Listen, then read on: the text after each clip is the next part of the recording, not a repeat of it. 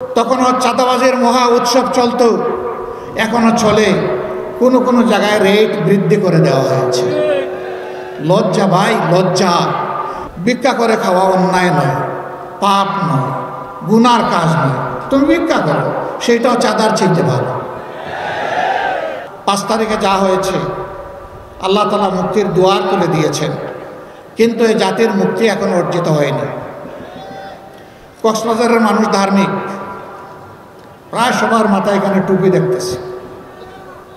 এখানে নামাজ, মসজিদগুলো নামাজিতে ভরে যায়, বড় বড় মাহফিল হয়। এরকম একটা জায়গায় আমি আশ্চর্য হয়ে গেলাম যে আপনারা বললেন এখানেও নাকি চাঁদাবাজি আছে। আছে?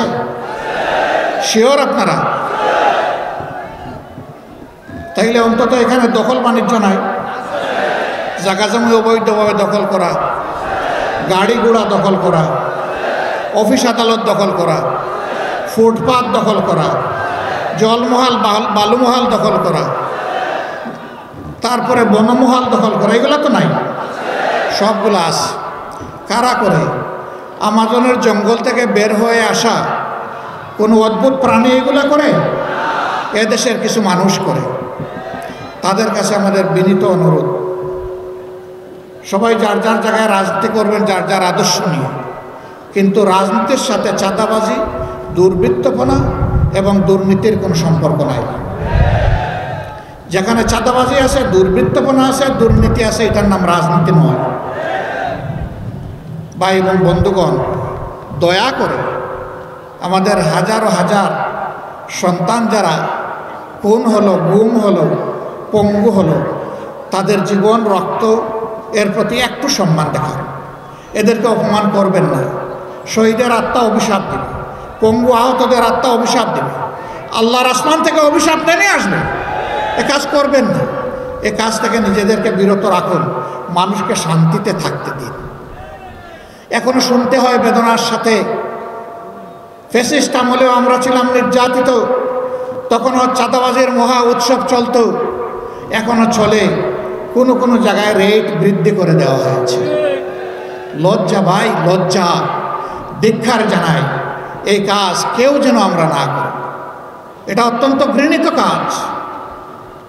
আপনি জানেন এই চাঁদাবাজির মাধ্যমে এদেশের একজন ভিক্ষুককেও যে আপনি কষ্ট দিচ্ছেন, কারণ সেও দাঁড়ে দাঁড়ে জনে জনে হাত পাতে যে ভিক্ষা পায়, সন্ধ্যাবেলা তার পেটের যোগান দেওয়ার জন্য সেও দোকানে ঢুকে কিছু কেনার জন্য, তাকেও তো আপনার আমার মতো বেড দিতে হয়।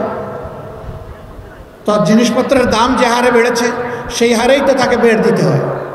আপনি তো তার খাবারটার উপরে আঘাত দিলেন, তা আপনি বাকি রাখলেন কারে এই দেশে?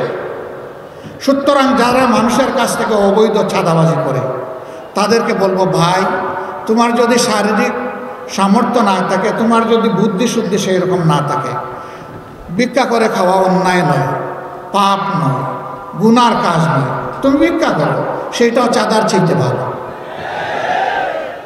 তবু আল্লাহর রাস্তায় চাঁদাবাজিটা ছেড়ে দাও। বাংলাদেশ জামাত ইসলামী জনগণই বলে যে সবচেয়ে মজলুম দল। আমি যে কথাগুলো বললাম আপনারা শুনেছেন, এবং এগুলো সাক্ষী আপনারা শুনে, দেশবাসী।